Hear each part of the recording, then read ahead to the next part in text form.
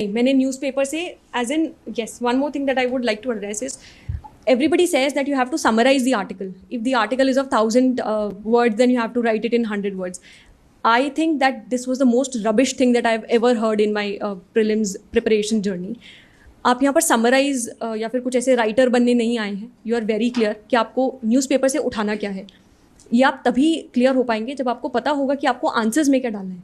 For example when we introduce our answer, तो introduction के काफ़ी सारे तरीके होते हैं. फॉर एग्जाम्पल डेफिनेशन से, कॉन्टेक्स्ट से कि बैकग्राउंड में क्या चीज़ें हैं, कोई फैक्ट है, कोई डेटा है.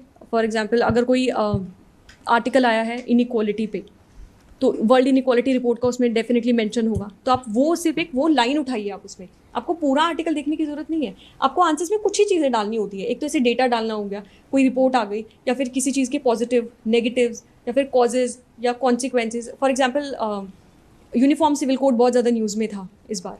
तो अगर आप जो भी न्यूज़पेपर पढ़ रहे हैं, किसी एक न्यूज़पेपर आर्टिकल में आया होगा कि what are the positives of the uniform civil code. अगर आप उसको इम्प्लीमेंट करते हैं तो उसमें से वो 4-5 पॉइंट्स उठाइए जो भी उसमें पॉजिटिव दे होंगे. फिर 3-4 दिन बाद दोबारा उस पर आर्टिकल आएगा कि नेगेटिव्स क्या है, तो पूरा आर्टिकल पढ़ने की ज़रूरत ही नहीं है ना. सिर्फ आप उसको नेगेटिव्स वाला जो भी 3-4 पॉइंट्स है सिर्फ वो डालिए. तो ऐसी स्टेटमेंट्स उठाइए. आपको पूरा समराइज़ करने की ज़रूरत नहीं है. यू आर नॉट हियर कि आप यहाँ कुछ ऐसे राइटर बनने आए हैं या something. It's a very scientific process to write an answer, I believe. तो पहले आप आइडेंटिफाई कीजिए कि आपको उस आंसर में लिखना क्या होता है. You have to write the context, you have to write the data, the facts, the pros, the cons, the consequences and everything.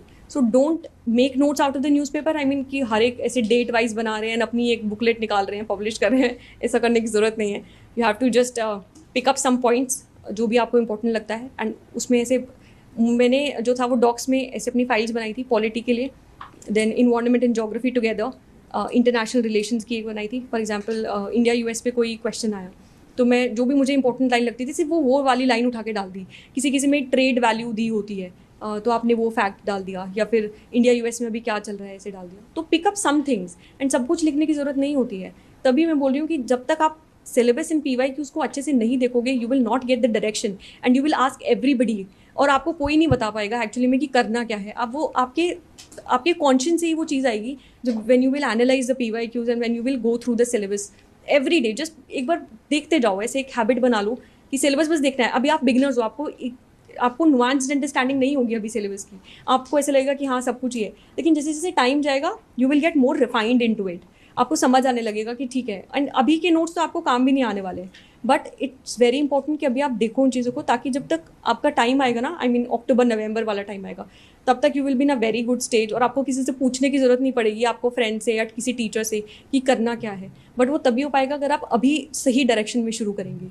तो please do that. Syllabus in PYQs I think very very important. For watching my video and don't forget to subscribe my channel and hit the bell icon.